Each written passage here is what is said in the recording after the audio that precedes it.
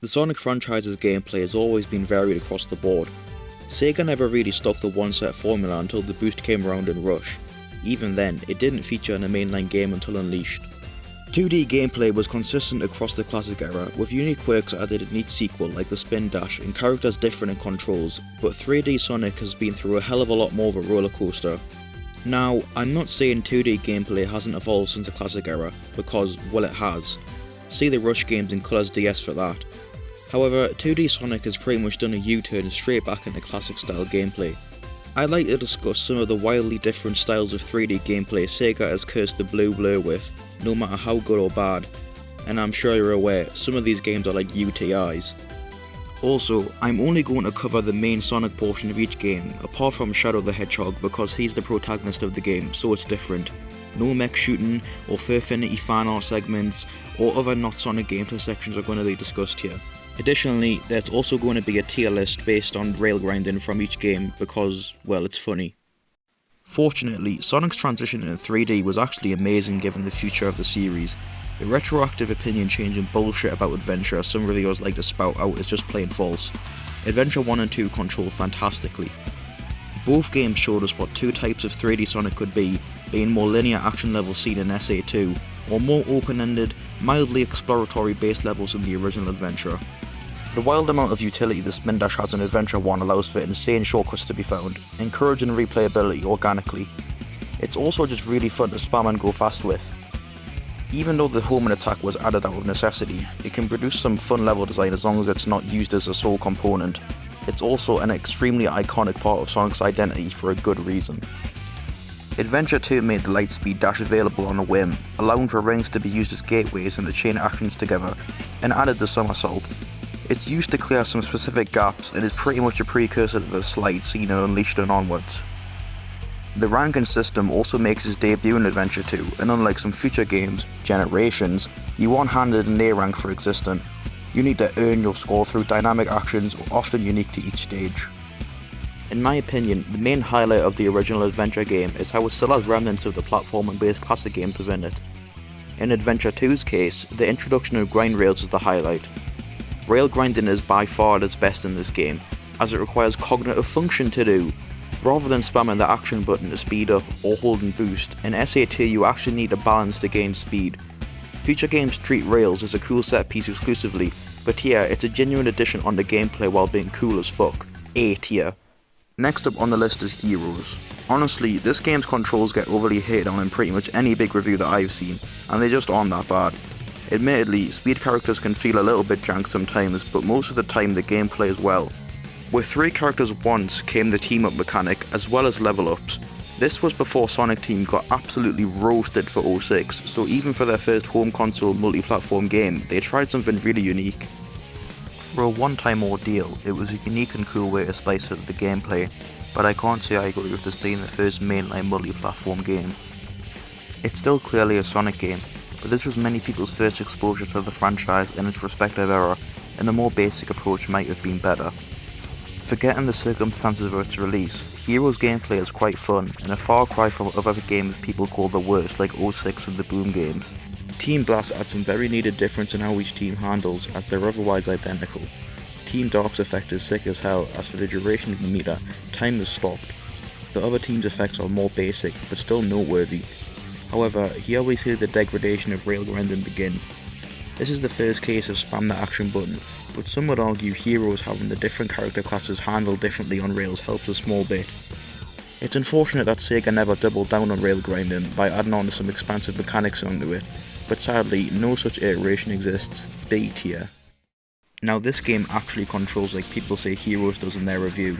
Jesus Christ, you're on ice skates the entire game. Shadow might wear air shoes, but this is what one calls taking the piss. You accelerate from stationary to a Honda Civic driver in a school zone in half a second. Jumping also instantly ruins any sense of momentum, so it's actually quite useful as a break considering you play as a train on an ice rink the entire game. Did I mention you have a gun?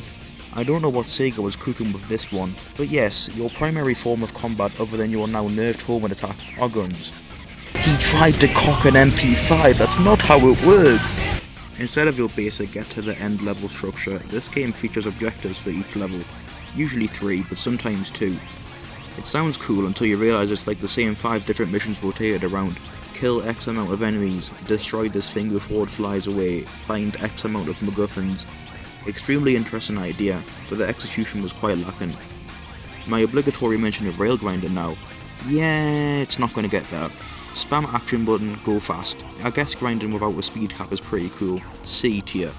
This game is not good. In the footage you see here, I'll be playing a modded version called Reloaded, and even with its additions it's still not fantastic. But there is one thing about this game that makes it awesome. You have motherfucking chaos powers. If you even try and argue flying through a level, stopping time, or blowing things up isn't cool as fuck, I'm taking your gamer card permanently. I'm really excited to see a return for these criminally unexplored aspects of the franchise in the upcoming Shadow generations. It's such a cool idea to use them in gameplay. I don't know how it's taken them this long to attempt to use them again. Well, it's time to discuss it. I have nothing unique to say about this poor horse that's been dead for a very long time. Insert my talk about how it was my childhood Sonic game here. Well yeah, that's true. The game is older than me, but I used a 360 growing up and I like the game as a brain-dead zygote. But dear lord, do not expect me to defend this shit heap. The gameplay is... well, you know how bad it is, it's Sonic 06. I really don't have to add on to the mountains of reviews this game has faced, but I'll give a small piece of my 2 cents. The homing attack replays the same bad animation on hit, and you drop like a sack of shit if you don't hit a target. The speed cap is embarrassingly low without use of the blue gem. Max speed sections don't control awfully until you jump and can't move at all. Also, everything has a massive hitbox and you can get stuck in an infinite loop of damage very easily. Complete lack of momentum anywhere in the entire game. You can walk on slopes like gravity doesn't even exist. Oh, what does the meter do? Nothing. It's coded wrong. It never goes down. Grinding feels bad. Very bad. Feels like you barely move at all. The action button to speed up feels like it makes no impact. I know I'm discussing Sonic gameplay styles, but just look at this section in Shadow's Crisis City. What kind of gameplay is this? What a fall from grace. Rip grinding my beloved. D tier. I have so much more to say, but I'll save it for another day. After all, everyone who makes Sonic content has to review Sonic 2006 at one point. It's like a rite of passage. Secret rings? This is why Sega split staff? Yeah, this game is partly responsible for 06 being shit. It's unfortunate Secret Rings is being discussed in a video about gameplay exclusively, because it's the worst part of it easily. Everything else in the game is great. Yeah, but the gameplay, well, have you ever wanted to play Subway Surfers with motion controls? That is this game. It controls like ass and is plain not fun at times. It does feature a level up system, but unlike Heroes, it's more traditional. You gain XP and keep gaining levels. You unlock Speed and Time Break after completing the first mission of the 3rd level in the game. Speed Break is pretty much boost, meaning Secret Rings was the first game on a home console to have any kind of boost. Kinda crazy to think about. If this game just had a non-motion controls option, it would have been much better off for it.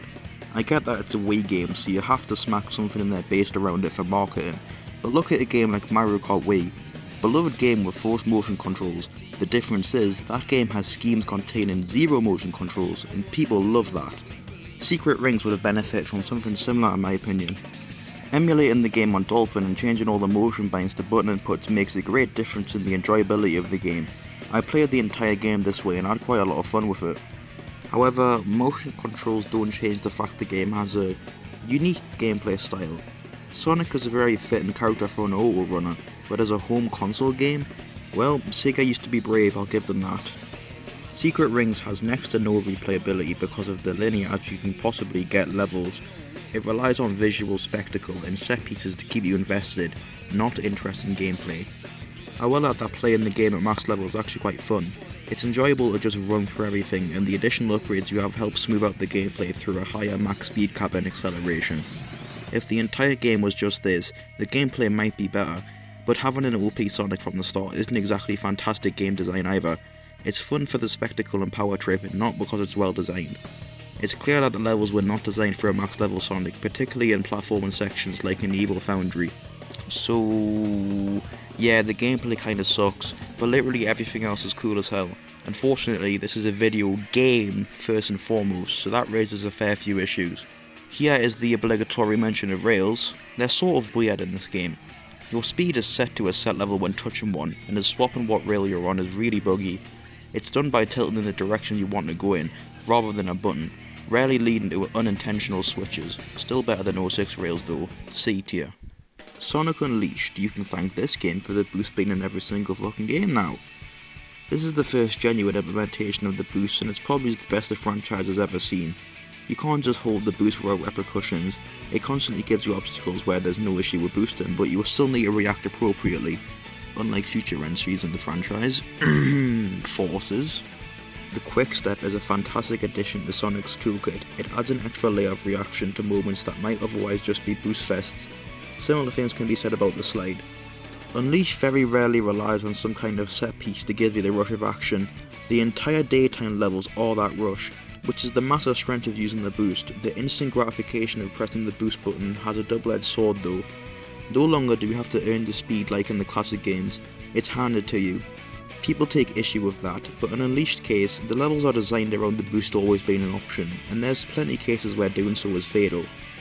Although this takes me to my first major gripe with the daytime levels. They rebound the homing attack. Why? This is an absolute pain when coming back to Unleashed after other Sonic games. The muscle memory does not comply. What's even worse is the fact that there was no reason to even rebind it. In fact, it's an active detriment once you unlock Air Boost. All it takes is for that reticle disappear or not appear at the wrong place, and there goes a life. Still, Unleashed daytime levels are insanely fun. Once your mind overcomes that little rebounding issue when you lock in, there's nothing like blasting through a daytime level at max speed. Obligatory rails mention, they're pretty decent on Unleashed. You can't spam the action button to speed up anymore, but you have the boost. Rail switching has also been made seamless by using the bumpers like Quick Step. Can be a little bit boring. B tier. Why the fuck does he have a sword? Sonic and the Black Knight is the redemption of the storybook games. The controls have been streamlined into using an appropriate amount of motion controls, being used strictly for attacking. Movement is done through the nunchuck stick, and it's so much better. Backwards movement isn't overly complicated like in Secret Rings, and jumping is just an instant action rather than an awkward pause that stops all movement. They pretty much fixed all the issues from Secret Rings, but that isn't to say Black Knight didn't introduce some issues of its own. Attacking could be a bit more smooth, as it causes Sonic to slow down a small bit before rocketing off again after attacking. Using your soul gauge attack is also quite repetitive and boring, even if it looks cool as fuck. Leveling does not make a return from Secret Rings, and I think that's for the better. It's been replaced with equipment which makes nowhere near as much of an impact. Sonic feels powerful as soon as you begin the game, maybe a bit too powerful. Enemies don't ever pose an issue in this game at all. You could swing wildly and throw your Wii remote at the TV, enemies will die regardless. It would help if the sword combat had more depth, but that would be hard to achieve using strictly motion controls. I really love this game though. It's one of my favourites, even if the common consensus is that it's only decent. I can't say the gameplay is the main reason why though, that's more on the premise of the game than the music. I mean, come on, fighting King Arthur with Fight the Night blaring in the background is badass. Crush 40 peaked in this game. Unfortunately, this isn't a music ranking video, although that would be pretty good. And like Secret Rings, Black Knight's gameplay is its worst aspect, however, it's still very enjoyable. It also has rails. Yep, more grind rails. Black Knight's rails are boring, but consistent. Rail switching feels great. Probably about a B tier. Sonic Colors, people in the UK spell it right, fuck you America, is pretty much worse on Unleashed daytime levels, which by no means makes them bad levels. The main problem is Colors spends too much time being a slow 2D platformer than a high-speed action-packed experience like Unleashed. Platforming is a given part of a Sonic game, or at least it should be. It is still a part of the platformer genre. However, when I play a Sonic game, I'm looking for speed as a result of or within the platforming. Colors relies too much on giving you an empty 3D section to use your boost for 20 seconds, then switching over to 2D. 2D Boost Sonic doesn't even have to be boring. Look at the Rush games and even Colors DS. I'd argue DS is a more enjoyable game due to the fact it embraces that it's entirely 2D and has high speed boost action regardless. Colors still has high points. It's by no means a bad game, I'm just questioning if at all times it's a good Sonic game. Oh yeah, they gave Sonic space aids. Wisps don't really add much to the gameplay of looking from an objective viewpoint. They usually slow the pace down to an absolute crawl and rob Sonic's own moves to use as their own, like the spin dash and light speed dash. It's a cool concept, but they could have been implemented into gameplay better. Using any of them except laser and drill slows you down to an absolute crawl just so you can do the specific action you need in this specific scenario. Who added the Q Wisp and thought, yeah, that'll add on to our Sonic game? Anytime you use it, Sonic just ceases any and all movement. It feels awful in gameplay. I know I've been overwhelmingly negative when talking about colours, but I don't even dislike the game. It's quite good.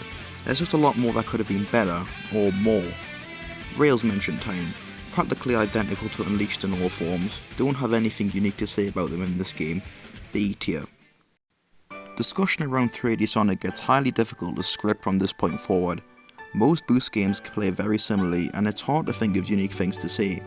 In the case of a game like Lost World, so much of it is 2D, it's hard to talk about the 3D elements of it.